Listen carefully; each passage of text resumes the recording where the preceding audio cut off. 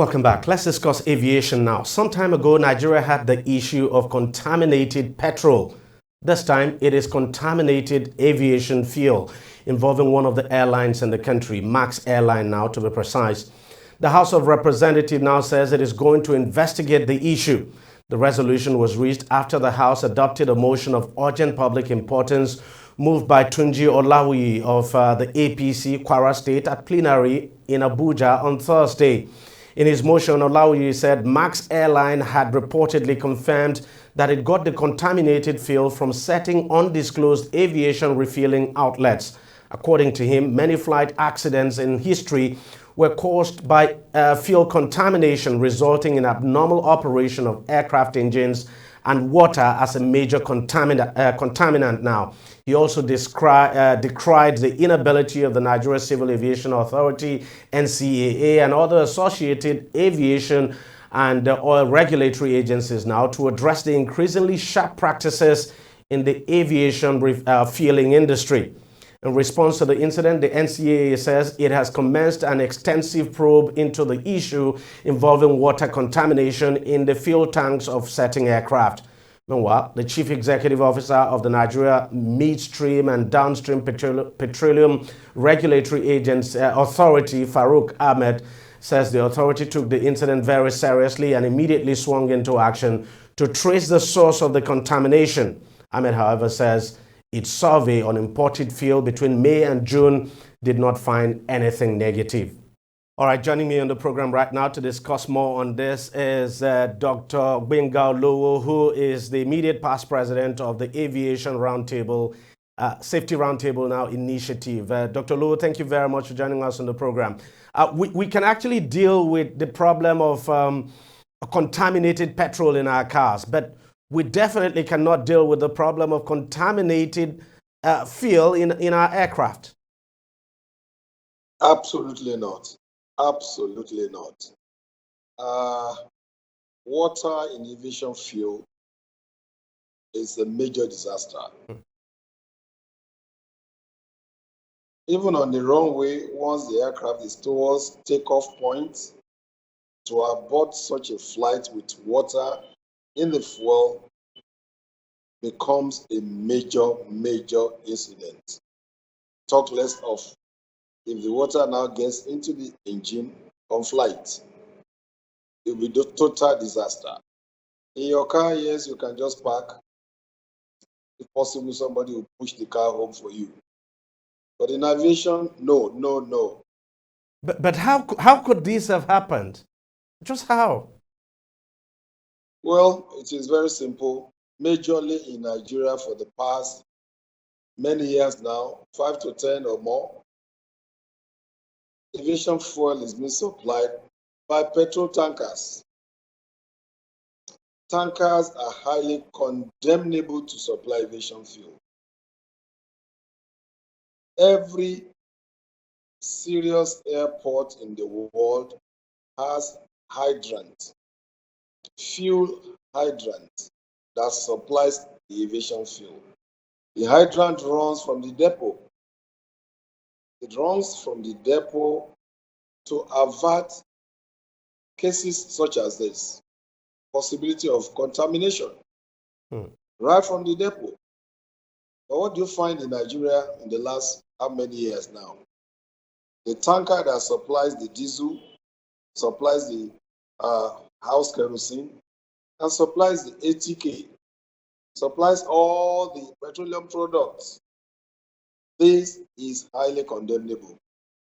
The fuelers, the regulatory authorities in fuel should work on this. Aviation is a no-go with fuel. With fuel, water in the fuel, it's no-go. It's not allowed. And of course, just to put this in perspective, the reason why these hydrants are not working, I mean, the hydrants you talked about, they should be connected from the depot to the terminals now, I mean, the airport terminal now. The only reason they are not working is mainly because of sabotage, because most times the pipelines are tampered with by saboteurs. Well, what is not sabotaged in Nigeria? We have to get serious with everything. Everything is sabotaged here. what works in other economies must work in Nigeria. You cannot say because it is being sabotaged, you throw the police away, and so you allow insecurity into the system, or you cancel all the essential things you need to because it is being sabotaged. It has to be done.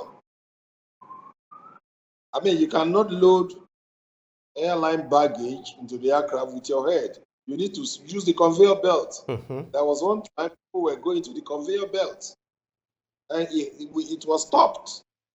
So if because of sabotage, with using tankers to move fuel, that is condemnable.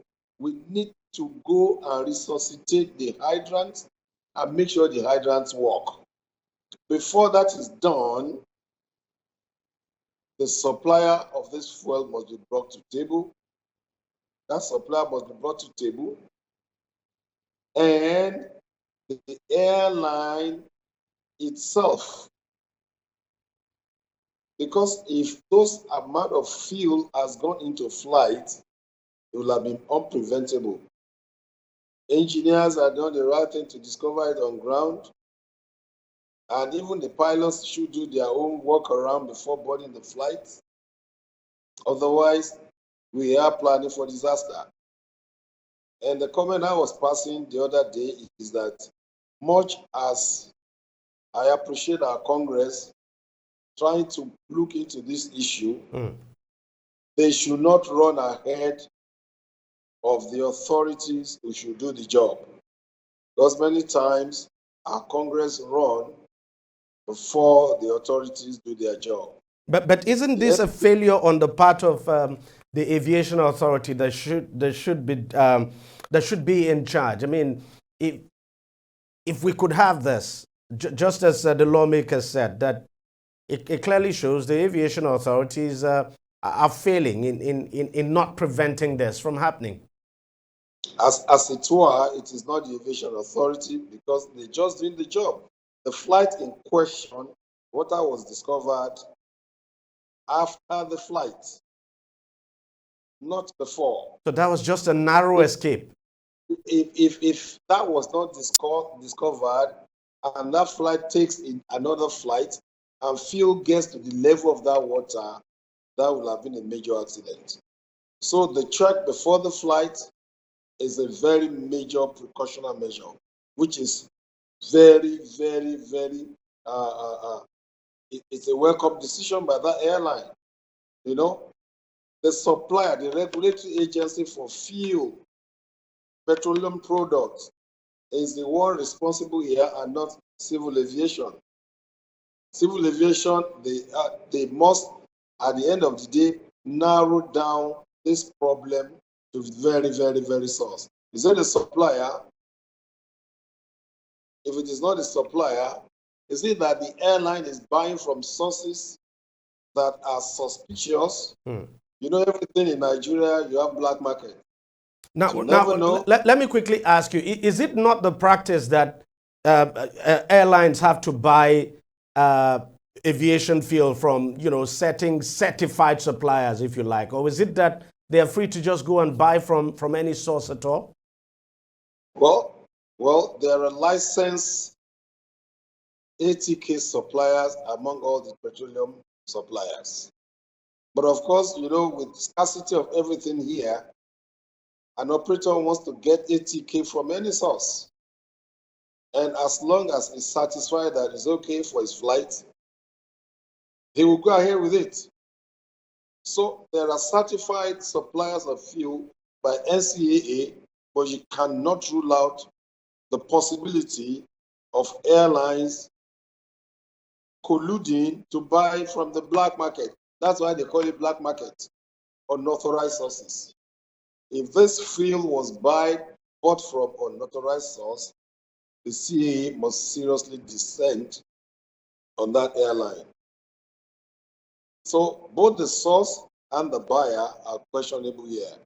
That's why I'm saying that our Congress should allow the CAA to do the needful, check the operator, where is the source of this supply, and the supplier itself whether or not it is licensed by CAA to supply ATK.